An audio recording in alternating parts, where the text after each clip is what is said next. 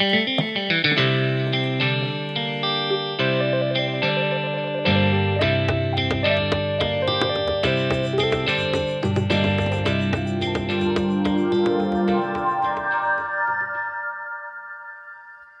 everyone, and welcome to the Honor the Feminine podcast. I'm your host, Shannon Ledford, and tonight we have Tanya Casteel with us, and Tanya's amazing, so I cannot wait to share her with you. As you know, we begin each episode with an image and story from my travels, because when I was traveling is when I really started to hear my intuition again. She'd gotten muffled and lost in the day-to-day chaos and noise and expectations. And when I got out in the world, I started to hear her whispers again. And I know she was always there, but she'd just gotten muffled. And it was beautiful to start a new relationship with her and commune with her anew. So today, our image is called Zebra. And it was taken in Etosha National Park in Namibia. During the dry season at Etosha in northern Namibia, the wildlife can be seen interacting at the water holes throughout the barren landscape. It's fascinating to watch the giraffes and springbok, zebras and gemsbok all converge on one body of water. One particularly memorable morning, all the animals were out and about, but they seemed very skittish and hyper alert. Groups would cautiously drink from the watering hole, then suddenly flee and then return. We suspected that a pack of lions were on the prowl and waited to see if they would emerge. The lions never appeared, but the tension and anxiety was palpable. Of the wildlife, the zebras never fail to bring smiles with their eccentric black and white patterning and striped mohawks. Plus, they're rebellious and can't be domesticated. This is the image that reminds me of our guest today, Tanya Casteel. Tanya, welcome. Thank you so much for having me here. I'm so excited about this. So, share yourself with us. Tell us about you.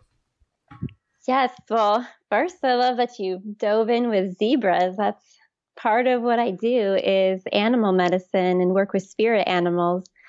And the zebras and their rebellious wildness and unique mohawks, they really share opposites right on their skin with the white and the black and the opposing forces in this world.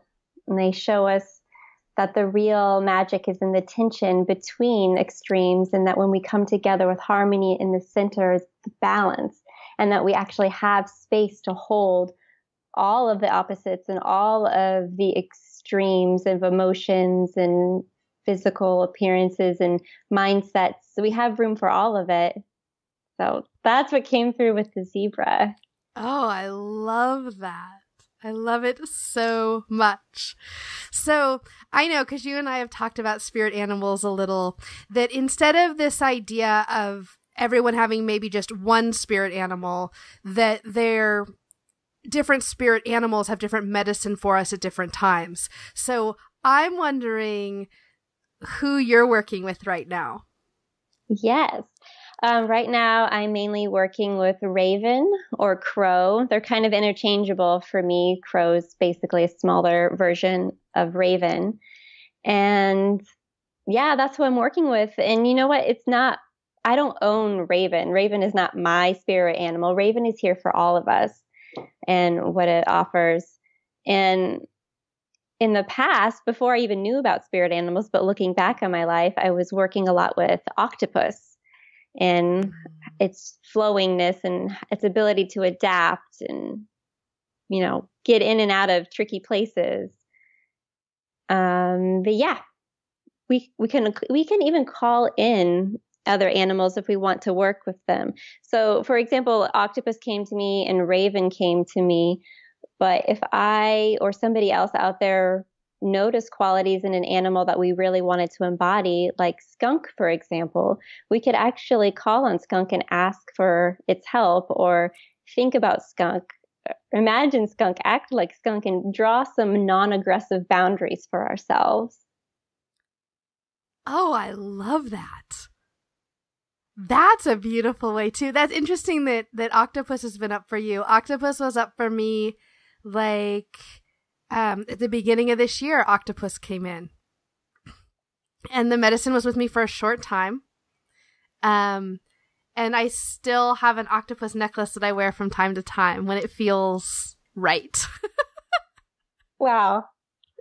Yeah, octopus was so strong that I even named my business after it. It was Cephalopod Inc. And cephalopod is the scientific name for octopus. And so I was like super into octopus at that time. And, you know, some animals stay with people their whole lives or come in and out of their life. And other people have like, you know, a whole team or a whole group of animals with them that they can just choose from. It's really unique to each person and their own personal journey and circumstance. And so something that I've been doing with spirit animals is I'm an artist. That's been pretty much my lifelong background. And I've recently started painting spirit animals. And so I've been offering my paintings to people as a source of inspiration, as well as going on visual meditations to help people get connected and find the spirit animal that wants to work with them. Okay, so how do you start doing this? Like, what are the first steps? Like, how did you realize that if I come to you and say, Tanya, I'm wondering, you know, what my spirit animal is, or who I'm meant to be, what energies I'm meant to be working with right now. Talk to me about like how this all started, right? Were you journeying for yourself first? Well, how this all came to be was several years ago, I discovered shamanism and a new style of meditation, which is a visual style of meditation called shamanic journeying. And I think it was the first or second journey, I found my spirit animal right away. And it was so fun. And I loved this new journey spirit world that I was playing in. And I went on to find my daughter's spirit animals just to see if I could for fun. And then I went on to find my best friend's spirit animal. And I didn't really do anything with it. It was just personally for me and my friends and family until early 2017 when I read the book, Martha Beck's book, Finding Your Way Through This Wild New World. And I decided I was ready to make a commitment to my imagination.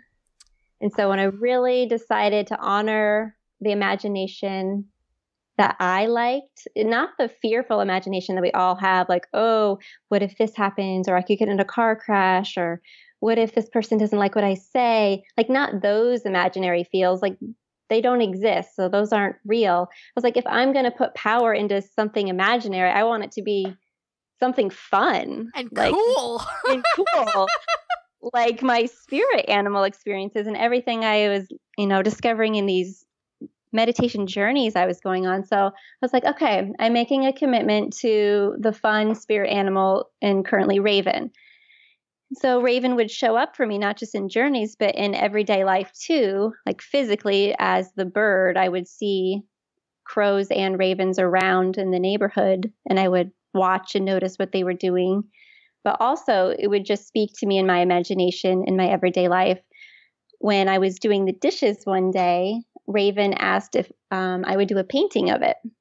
And I could see it in my mind. I could see like spirit and galaxies and stars. I've never painted in that way before, but I was like, sure, Raven, I'll give it a try. I'll paint you. And I did. And it was amazing. It was full of paradox where it was so brand new and I had never done it before. And at the same time, I felt like I was extremely experienced in it. Like I had always been doing this. And right after I finished Raven was like, well, now paint 100 different spirit animals, Tanya. And it just started snowballing, like following this line of imagination of like, well, what does Raven want me to do? And we'd have conversations about it. And I would like trust in this greater path of fun. Again, if you're going to surrender to something, how about an imagination that's a path of fun? Yes. Right? It's so interesting because this year has been a lot around surrender and trust for me. And that's what I hear you doing, right? Like surrendering to this beautiful imagination as real. And then trusting where it's leading you. It's been so real, and it's led me to places that I don't feel like I could access before I trusted in my imagination. So as I started this process of painting 100 different spirit animals in this galaxy night star style, I was posting and sharing and on Instagram, and this husband and wife team called Wild Playground started following me and sent me a message through Instagram asking if I would collaborate with them. They had ideas for creating a spirit animal tarot card deck, but they didn't want to do all the artwork for it.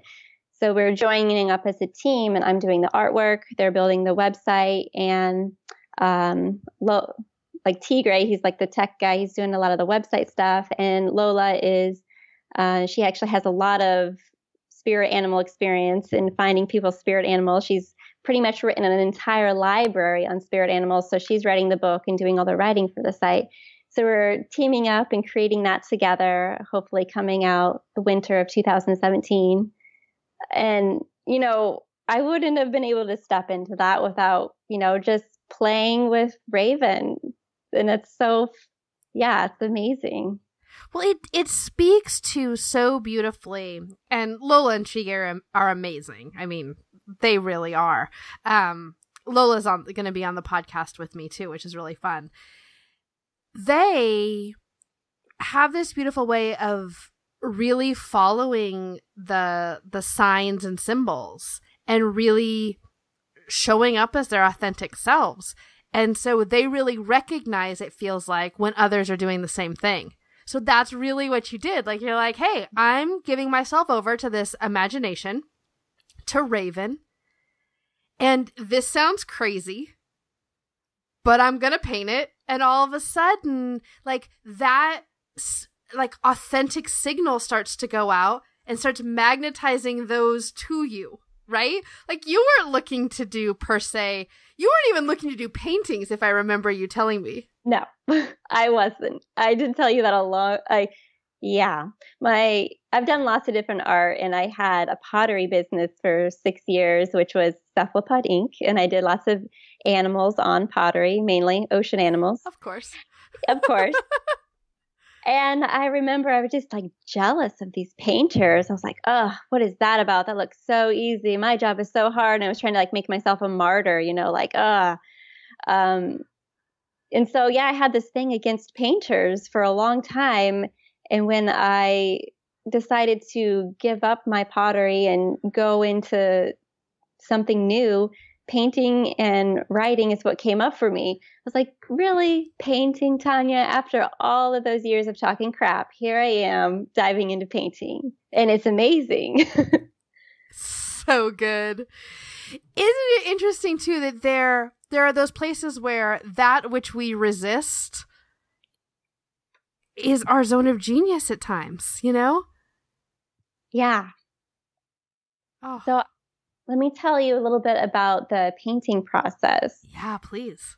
So when I first started painting, I was actually just more of a realistic style of painting. And the first time I moved into more of the abstract animal style was with the first Raven spirit animal painting.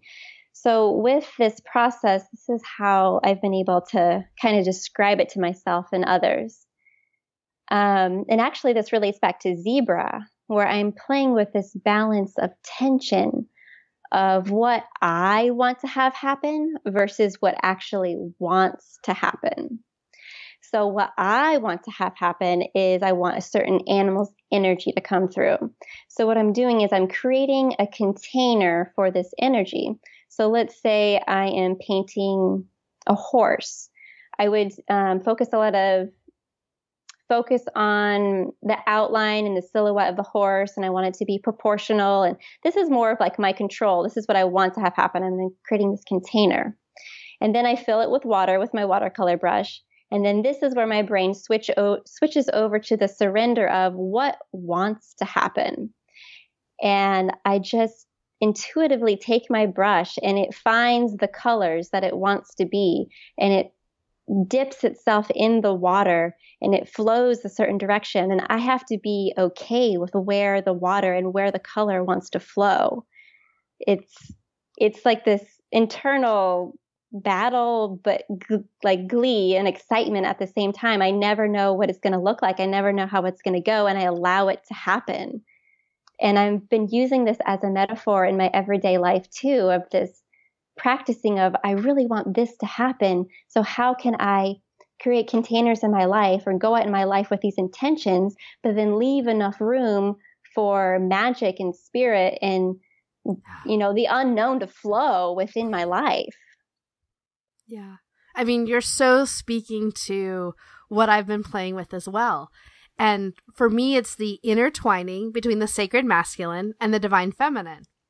And so the sacred masculine is that container, that outline of the horse. And then the feminine gets to flow in there. And I had this idea at one point that the structure was too rigid. And so if I was going to be feminine and be in my divine feminine, it had to just be flow. Well, here's the deal. Then it just flows all over the place and it has no container, right? So what I've really learned is that setting up a structure and a container gives me the confidence to flow with the divine feminine in that space. Yeah. And then, it's happening within, and that is powerful. Yeah. I know, just taking a moment of silence to like feel that it feels very powerful. Yeah. So have you done the 100 paintings yet? Are you working up to the 100? I'm working up to the 100. Today, in this date, I'm only at 50, so I'm at the halfway mark. Excellent. Yeah, I'm on my way. And I'm so excited. Every new animal, I feel like I'm meeting them and creating a relationship with them. So how does that drop in? So is it that a client comes to you and you go on a journey for them and maybe you encounter a new animal that maybe you haven't painted yet and that's when you do it? Or are they crossing your path? I'm just curious. Yeah, it's happening several different ways. So some, I just have my own list of favorite animals that I'm interested in and want to explore. Others are when I'm collaborating with Lola and Tigre through Wild Playground. They created pretty much like a wish list for the tarot cards, because we're going to link each animal's energy with an actual card in the tarot deck to represent each card. And Lola seems very in tune with what animal is best matched with which card. So they have a wish list for that. So I've been going off of that.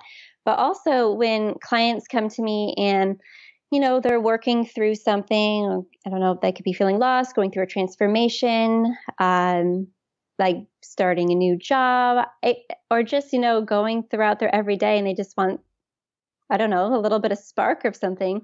They come to me and they're like, what spirit animal really wants to work with me at this time? And my current method of finding spirit animals is I will go on a shamanic journey visual meditation for them while I will create sacred space and go into the meditation and discover this animal. And when I come out of it, I make a video story recording of it. And some of these animals I haven't met yet. So it's super exciting when I meet an animal. It's like, ooh, I haven't painted you, or I haven't come across you before in a journey. So it's a nice, fun meeting for the first time for us. And okay, so I come out and I make a recording of everything I experienced. And for me, it's really important to make the recording right away and not worry about, my hair or the setting or, what t-shirt I have on that day, but really just drop into the message and the details of everything I experienced. And I send them that video, and then I do a follow-up email where I share the symbolism for the animal and also some ideas of ways that they could integrate the animal's medicine into their life, like different things they could look at or try doing that this animal does in nature that they could try doing. I love it. Oh. So that's what I'm personally offering through my own website. And as I'm collaborating with Wild Playground, we're creating a new website called spiritanimal.world. And there's going to be a big animal library, and we're going to be offering a different style of reading, more of an intuitive questionnaire form, as well as a spirit animal team reading from the tarot card deck. And we'll get like an astrological wheel with your spirit animal team. So we're going to have lots of different options for spirit animal readings coming up. I love to watch this evolve, and the way that it's, just growing so organically. Yeah. Yeah. It's fun to hash it out and grow. And yeah, and I'm learning more and more every day. It's great that I'm growing right along with everybody. Like, I can share what I'm experiencing and seeing and learning right on the path with them. Yeah. Gorgeous. Oh, it like the whole thing makes me tingle. It makes me so excited to see what's coming, because I can feel that there's, like, in this moment, there's a lot of beautiful ideas, and it'll be interesting to see, like, how it all intertwines together. It feels so good. I love, too, the way you're like, and then it doesn't, I just have to show up after and do the recording. I mean, that's my relationship with Facebook Live. I mean, the amount of times my tribe sees me unshowered, many. Because life's messy. Well, it is also about authenticity. I mean, I've tried to do, videos where I put on the makeup and I, make sure everything's in place, and then I'm over analyzing everything I'm saying, and it just comes off wrong, and it's not coming from a place in my heart, and I'm not fully connected, and I have these facades and these walls up, so I just strip it down.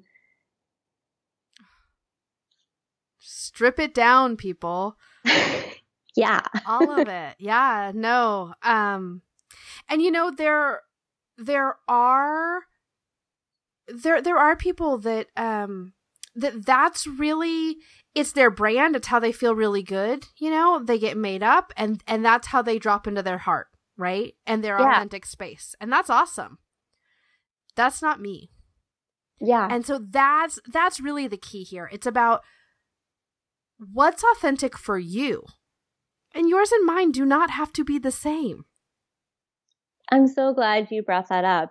And like, what's authentic for me in this moment? So that part is like important for me during the spirit animal readings, is to strip myself down. But you know what? There's other times where I like to dress myself up, and I want to put on makeup and a fancy dress or play a role somewhere. Yeah, it's different for different people, and I think it's different for you in each moment. You don't have to just choose one style of being, and that's who I'm going to label myself for the rest of my life. I can move in and out of characters for myself. It's almost moving in and out of spirit animals, really. Like, what's needed at this time? Yeah, I mean, that's what came up for me as you said that. I was like, yeah, it's like you're not just one. I always think of us as, crystals or diamonds, where we've got all these different facets.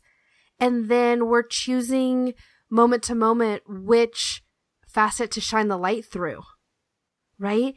It doesn't, because you dress up right now and have makeup on, or don't tomorrow or whatever. Those are just, it's not you being false. It's just the light, you deciding to light a different facet of yourself. Yeah, there's so many ways we can shine, so many different angles. Just shine, Like, if we stopped worrying so much around, like, well, which aspect am I going to come through, and just, like, started to shine and let the light play a little, and use the diamond that we are as the container, and let the light flow a bit, we could have some fun. I hadn't thought about it like that before. Yeah, party. I just jumped back to the zebra again in my mind, too, of like the extremes. It's like, even within one person, we have the full range within each of us. Yeah. So talk to us a little about how do you honor the feminine and stay in touch with your intuition? Well, I mean, there's many ways, but the way that's coming up for me right now in this moment, as you asked that, is through being present with my daughter. Like before I had a child, I was more of a tendency to control and push. And she came in and she was a brutal teacher where she said, I need you to be here with me in this moment and slow down and allow this to happen. And so she reminds me of that every day when I'm with her, and I really try to honor that. Oh, that's so gorgeous. Yeah, I can feel some of that from my daughter. I also, can we speak into, so here's what's up for me at the moment around motherhood and all of these, and magic, is this idea of the mother and the mystic. And so as I'm sort of coming out of that, my magic closet and sharing more around how magical I am and being more okay with the mystic that I am, the mystical part of myself, I have found there's a little bit that I'm now putting some intention on intertwining that with the mother to my daughter, right? Because I've had some resistance or this idea that she, maybe even a little bit of resentment around that when I'm mothering, I get pulled out of my mystic. And that's a story that I held. And so I'm just wondering if that strikes you or how that strikes you, or yeah, I don't know. It's something I'm playing in. So I'm curious because you definitely, your mother. Yeah. But you also very much have your mystic that you do devotion to. Yes. Well, being a mom is hard. It's a challenge every day. Most every, yeah. I find myself being pulled in and out of it. And it's constant learning and teaching and practicing and getting better at it. And sometimes I'm better at it, sometimes I'm not. I've found that it's easier for me when we're outside. And right now, as we're recording this, it's summertime. So we've been spending ample time outside, and we've been feeding the ducks every day at the park. And, yeah, I'm not sure what specifically you're asking me to speak to, but that is just, I'm telling you, I feel the back and forth pull as well. Like, I really do try to honor in the moment and find the beauty of the lessons of being with her, because she's not even in school right now. She's too young. She's with me all day long. So it's a back and forth. It's a balancing act. Yeah. And I think, just walking it. It's just, you gotta forgive yourself. You just can only do what you can do in that moment. I love it. Thanks for that.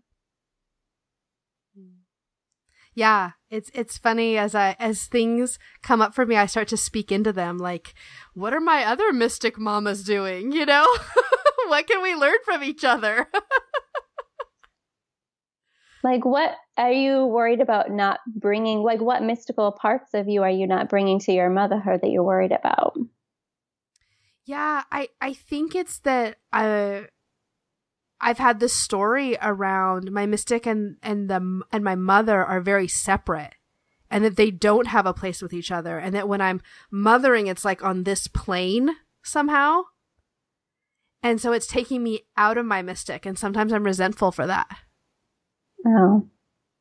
And so I'm just, it's just up, and I'm playing around with it and seeing what. Yeah, well, yeah, awareness, you're already there. You're aware of it. Isn't that 90% of it? Yeah. Yeah, sometimes, it's nice to not be aware, and you're just like, oh, yes, thank you. You're right in front of my face. I'm aware of you, and now I've got to feel this, so. Oh, good, there's the medicine. Sometimes it's bitter. Yeah. could you have imagined a few years ago that what you would be doing is shamanic journeying and painting? Oh, absolutely not. Never, never, never. Well, I say that, but then looking back, I'm like, oh, there was clues and there were signs along the ways. But yeah, if you were around a few years, I would have been like, I would have laughed right in your face. I would have said, no way. Yeah. And so actually that's why part of the podcast is this invitation that if something pulls at your heart, right? Or gives you this little zing or feels like a little bit of a sign in whatever way you get signs from your intuition, I just put out this huge invitation to lean into that, to follow it a little, because you don't know where you're going to end up. And a lot of us who have been sort of following this path of opening up to our true essence, more to the divine, all of this, are shocked at where we are from what we thought a few years ago. Yes. And most of us had an inkling at some point, right? Of something that we leaned into. Like what? So how did you end up on the first shamanic journey? What was the... I have a really amazing friend, and we like to joke. Her name is Leah, and we like to joke around that she is an existential switchboard, and she can like... Shout out to Leah. I like her. Yeah, Leah Bowman. She's epic. So she can basically plug people into what could be resonating with them. She just like goes around life and she's like, oh, I thought of you and I thought you might like this. And this is back when I was doing pottery and I was traveling around. I traveled to Baltimore to do a craft show and she just happened to be on the booth next to me. She was also making art at that time. She no longer is making art, at least not today. And we just sat next to each other and she was eating a can of sardines and I was like, oh, that's a little peculiar. And I like scooted over and I was like, tell me about that. And we became really close friends. And we just kept in touch and she would point me to these different resources. And one day it was a podcast about shamanism. It's called the Why Shamanism Now podcast. And I started listening to it and I was like, wow, this is kind of neat. And I decided to try a shamanic journey. And I tried, and I was hesitant because I've tried meditations before and it was never really my thing. I don't like to sit still. I don't like to empty my mind. But when I went into the shamanic journey, I was like, oh, this is where I've always wanted to be. I just lay down, close my eyes, and I get to run free in this wild place and let my imagination take me wherever it wants to go. And everybody's experience with a shamanic journey is different. And however your experience is how it's meant to be for you. And yeah, it's a great place of freedom for me. And then I just couldn't turn away from shamanism after that. I was like, well, this is just so real for me. And it feels so good that I've got to keep going on this path. Yeah. She leaned in, everyone. I leaned in. I gave it a try. And then some beautiful things came out of it. And sometimes we lean in and then you just leaned in a little and that maybe wasn't the way to go and that's okay too. But or sometimes you lean in and then the feedback in medicine you get, like you said, bitter taste, it doesn't taste good, but it's so necessary. Like some of those hard lessons we really need to know.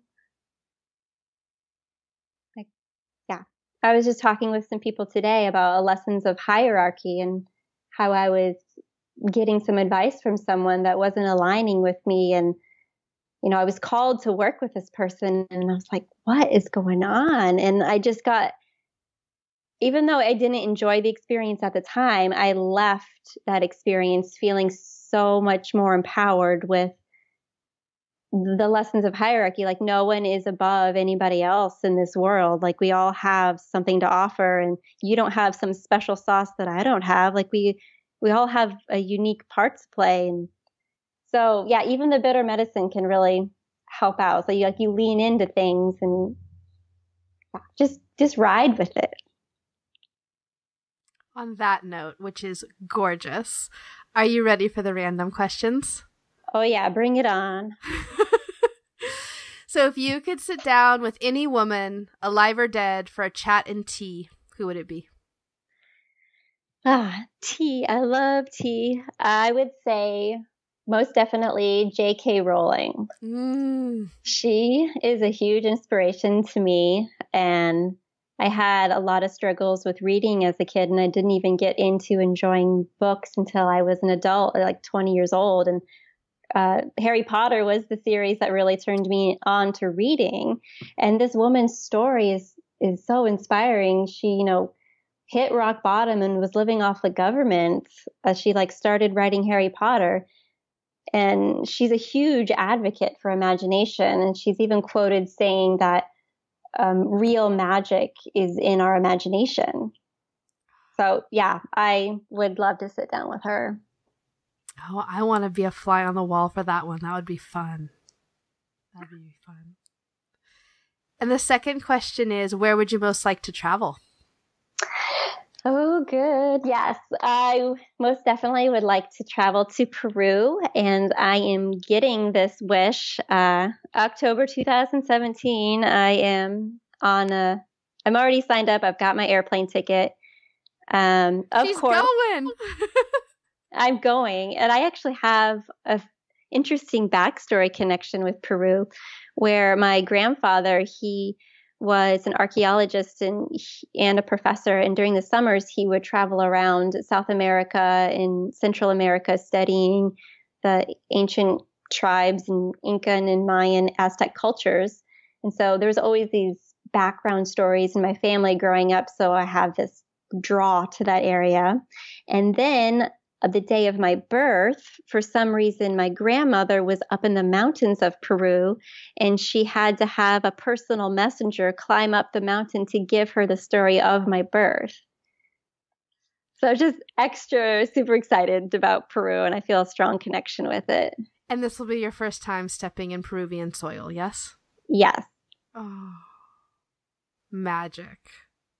Awesome. Have you been to Peru? I have.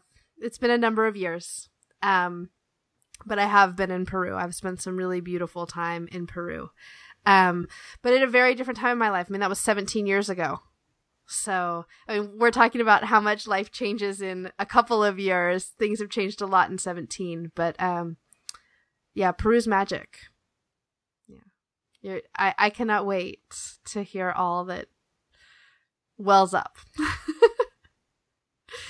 So, my love, how do we reach out and connect with you? Let's see. You can find me. We'll have two different websites. My personal website is tanyacasteel.com, Tanyacasteel.